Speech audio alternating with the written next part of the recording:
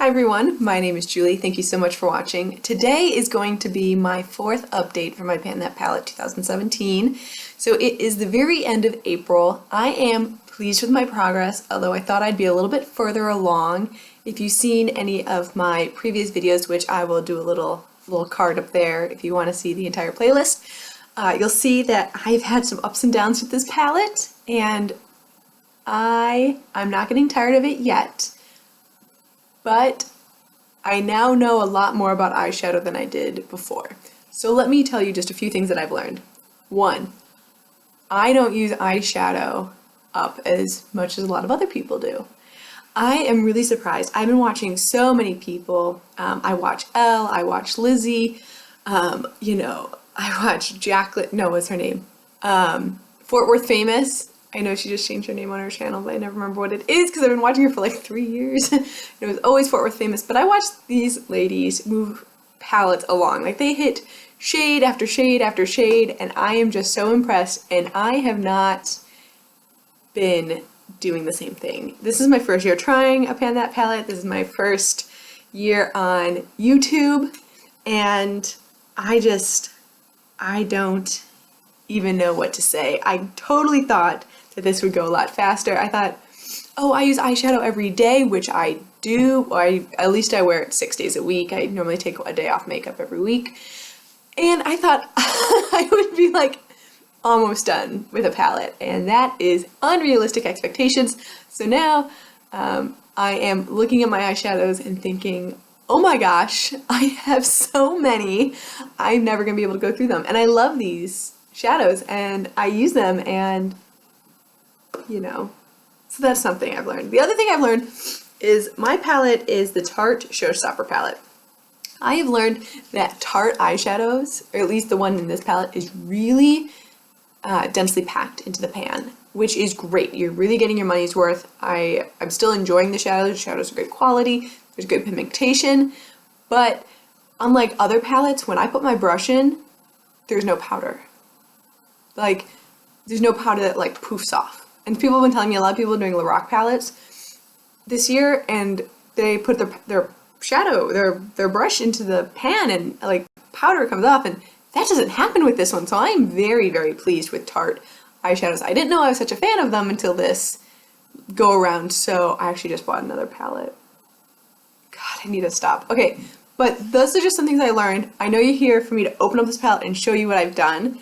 So if you remember last month, I had hit a teeny tiny little bit of pan in that champagne shade, and I am thrilled to show you.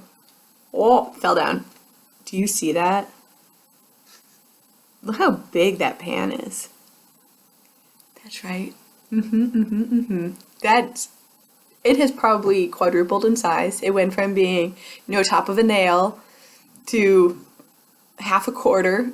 Or maybe not even half a quarter, maybe dime sized, a little bit less than. The hole is dime sized, but maybe the pan is like 3/4 of a dime size. I am super excited about that. And as you can see, I have made, can I put up real close? I made a lot of progress on this palette, and I'm gonna flip it. I'm sorry if you get blinded. There are lots and lots of dips in here. So I did set some goals, most of which I did not achieve, because what I wanted to do was focus on this shade right here. Look at that pigmentation, isn't that great? It's like crazy. So this shade is like, it's a gray with a shimmer in it, but it's a warm gray, and I know that sounds strange, but I wanted to really get a dip in this one, and I didn't. I've been obsessed with this one, which is more, oh my god, it's so nice. This is more of like a burgundy red shade, and that dip, I swear, I'm gonna hit pan on that thing any day now. I've been obsessed with it. I'm like digging a little hole to China in it. Like, I'm literally putting my brush only in that one section. And I have all of my lid today, and I've been trying to do that. I've been trying to put it all over my lid so I can go through a little bit faster.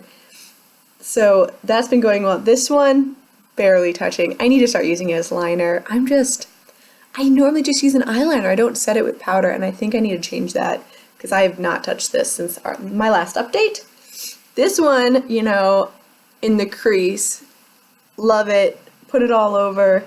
I started focusing my brush right in the center there, and I am starting to get a dip.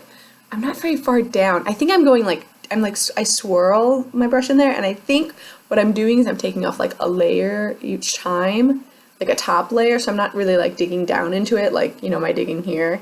So I'm going to continue trying to focus my brush just in one area so I can hit pan on that. But right now it's just kind of like making even layers down, and I really want to hit pan on something else. This one, killing it. So much use out of that one, all over the lid. It's like the first thing I put down after my shadow base.